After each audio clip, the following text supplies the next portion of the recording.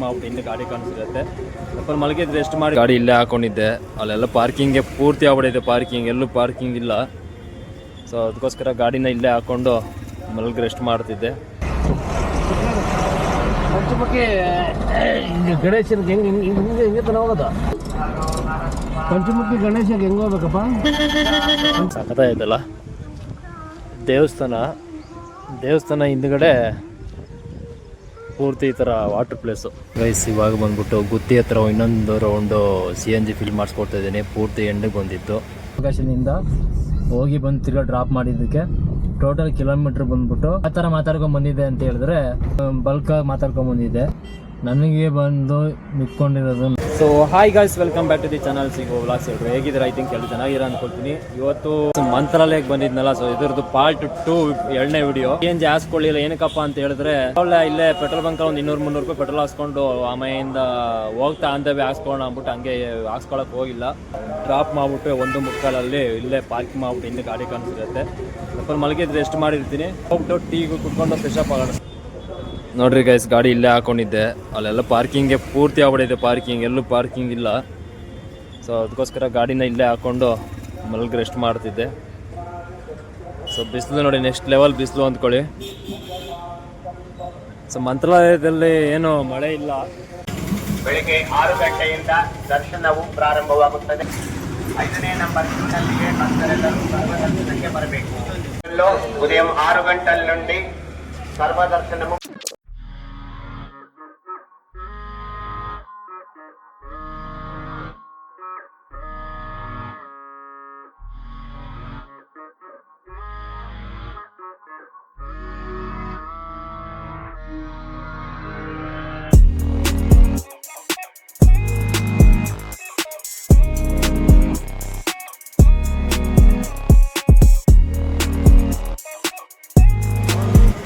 ಸ್ನೇಹಿತರ ಪ್ಯಾಸೆಂಜರ್ ಬಂದರು, ಏನೋ ಪರ್ಚೇಸ್ ಮಾಡ್ತಿದ್ದಾರೆ, ಫೋಟೋ ಫ್ರೇಮ್ ಏನೋ.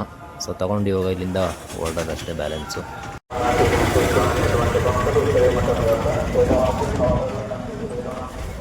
ಸ್ನೇಹಿತರೆ ಪ್ಯಾಸೆಂಜರ್ ಬಂದಿದ್ದಾರೆ ಆಲ್ರೆಡಿ ಈಚೆಗೆ.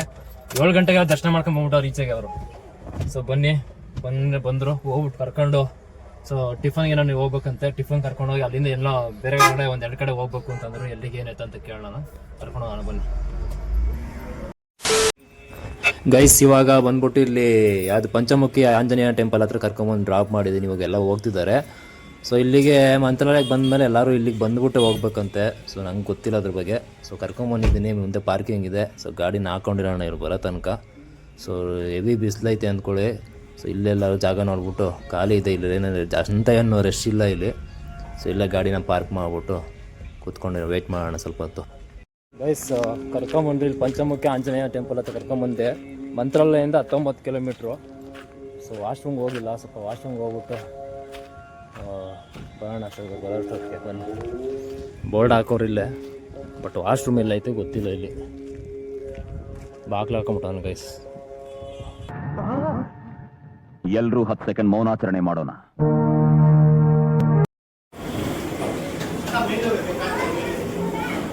ಹೆಂಗಣ ಅಲ್ಲ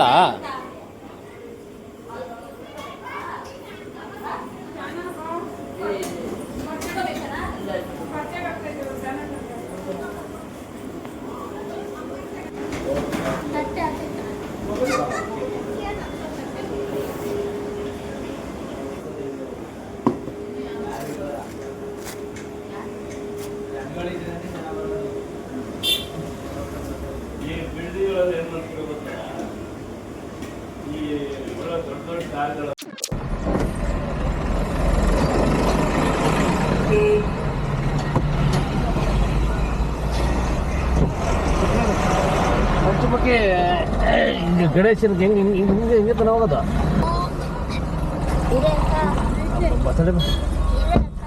ನಿಧಾನಕ್ಕೆ ಹಾಕೋದು, ಡೋರ್ ನಿಧಾನಕ್ಕೆ ಹಾಕೋದು.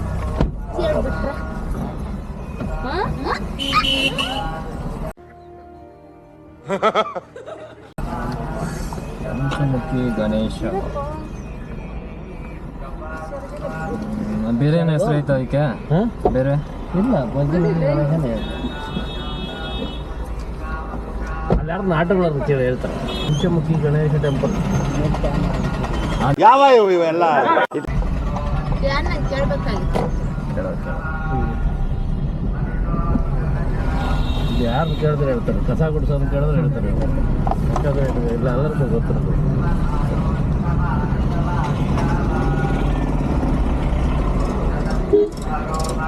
ಪಂಚಮುಖಿ ಗಣೇಶಗೆ ಹೆಂಗೆ ಹೋಗ್ಬೇಕಪ್ಪ? ಗಣೇಶ ಟೆಂಪಲ್ಗೆ ಹೆಂಗೆ ಹೋಗ್ಬೇಕು? ಹಂಗೆ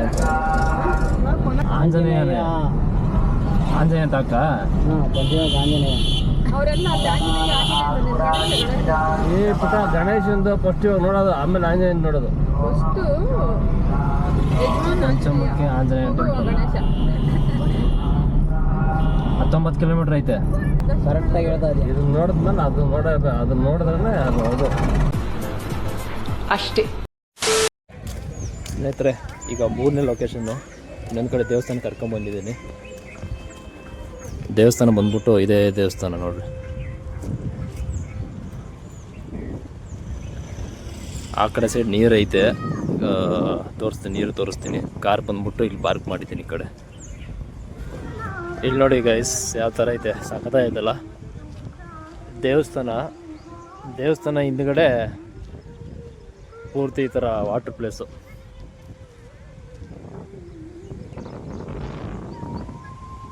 ಆ ಕಡೆ ಸೈಡ್ ನೋಡ್ರಿ, ಅಲ್ಲಿ ಸಖತ್ತಾಗಿ ಹರಿತೈತೆ. ಝೂಮ್ ಮಾಡಿ ತೋರಿಸ್ತೀನಿ ನೋಡಿ ಹೆಂಗೆ ಹರಿತೈತೆ. ಆ ಕಡೆ ಸೈಡ್ ಒಂದು ಬ್ರಿಡ್ಜ್ ಐತೆ, ಆ ಕಡೆ ಟ್ರೈನ್ ಬ್ರಿಡ್ಜು. ಅದು ಕಾಣಿಸ್ತಿಲ್ಲ, ಆ ವೈಟ್ ಕಲರ್ ಕಾಣಿಸ್ತಿದೆ ನೋಡಿ, ಅದೇ ಬ್ರಿಡ್ಜು. ಹೆವಿ ಗಾಳಿ ಐತೆ ಮಾತ್ರ.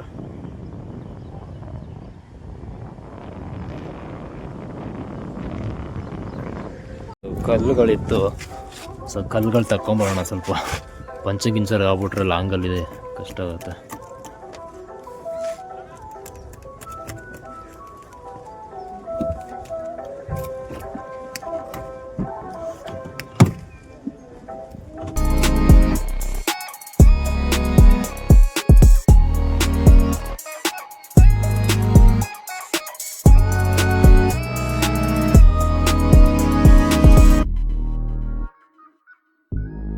ನಾನು ಬರ್ಬೇಕಾದ್ರೆ ಇದಕ್ಕೆ TP ಹಾಕ್ಸ್ಕೊಂಬಂದೆ, ಟೆಂಪ್ರವರಿ ಪರ್ಮಿಟು.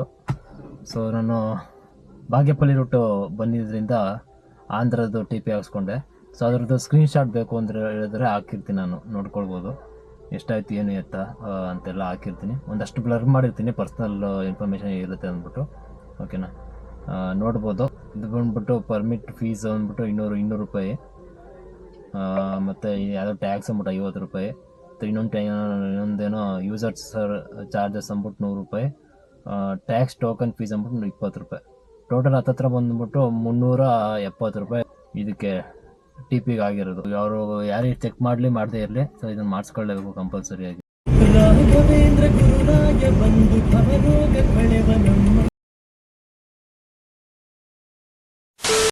ಜಾಸ್ತಿ ಇರ್ತದಾ? ಮೀಡಿಯಂ ಮೆಣಸಿನಕಾಯಿ ಮಾಮೂಲಿ ಇಲ್ಲ ಮಧ್ಯಾಹ್ನದ್ದು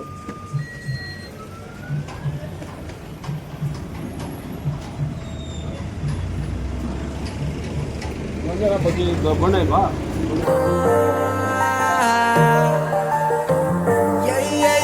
Looking for a piece of mind. I've been trying to redefine life. I can see the signs. World is gonna see me shine. Fighting for my soul's sake. Whipping fast, no brakes, nothing. Guys, ಇವಾಗ ಬಂದ್ಬಿಟ್ಟು ಗುತ್ತಿ ಹತ್ರ ಇನ್ನೊಂದು round CNG fill ಮಾಡಿಸ್ಕೊಡ್ತಾ ಇದ್ದೀನಿ. ಪೂರ್ತಿ ಎಂಡಿಗೆ ಬಂದಿತ್ತು. So ಗುತ್ತಿ ಹತ್ರ ಬಂದ್ಬಿಟ್ಟು CNG ಹಾಕ್ಸ್ಕೊಡ್ತಾ ಇದ್ದೀನಿ. ಟೋಲ್ ಆದಮೇಲಿಂದ.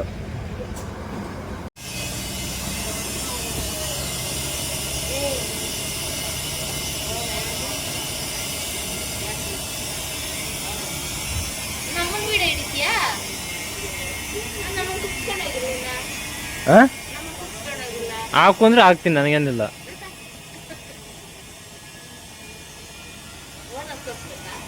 ಹಾಂ, ಓನರ್ಗಲ್ಲ, ಇದು ಯೂಟ್ಯೂಬ್ಗೆ.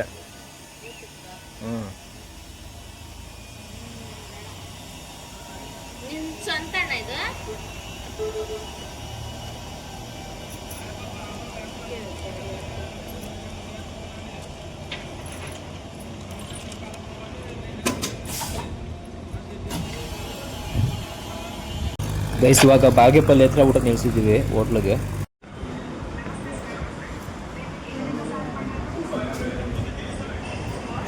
5 hours later.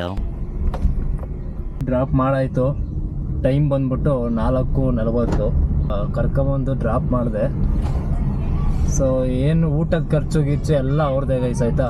ಟೋಟಲ್ ಬಂದ್ಬಿಟ್ಟು ಗಾಡಿ ಇಲ್ಲಿಂದ ಕರ್ಕೊಂಡೋಗಿದ್ದು ಬಂದ್ಬಿಟ್ಟು ಈ ಪಿಕಪ್ ಲೊಕೇಶನಿಂದ ಹೋಗಿ ಬಂದು ತಿರ್ಗಾ ಡ್ರಾಪ್ ಮಾಡಿದ್ದಕ್ಕೆ ಟೋಟಲ್ ಕಿಲೋಮೀಟ್ರ್ ಬಂದ್ಬಿಟ್ಟು 760 ಕಿಲೋಮೀಟ್ರು ಟೋಟಲ್ ಗಾಡಿ ರನ್ ಆಗಿರೋದು ಆಯಿತಾ.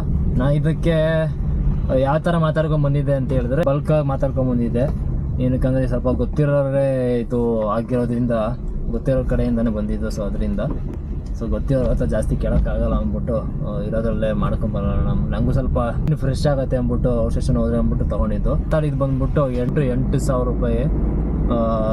ಊಟ ಎಲ್ಲ ಅವ್ರದ್ದೇ. ಎನಿ ಟೈಮು ಊಟ ತಿಂಡಿಗೆಲ್ಲ ಏನು ಇದು ಮೋಸ ಆಗಿಲ್ಲ. 8,000. ಇದರಲ್ಲಿ ಬಂದ್ಬಿಟ್ಟು ಮೈನಸ್ಸು ಟೋಲ್ ಬಂದ್ಬಿಟ್ಟು ಎಷ್ಟೋಗಿದೆ ಒಂದು ನಿಮಿಷಕ್ಕೆ ಚೆಕ್ ಮಾಡ್ಬಿಟ್ಟು ಹೇಳ್ತೀನಿ.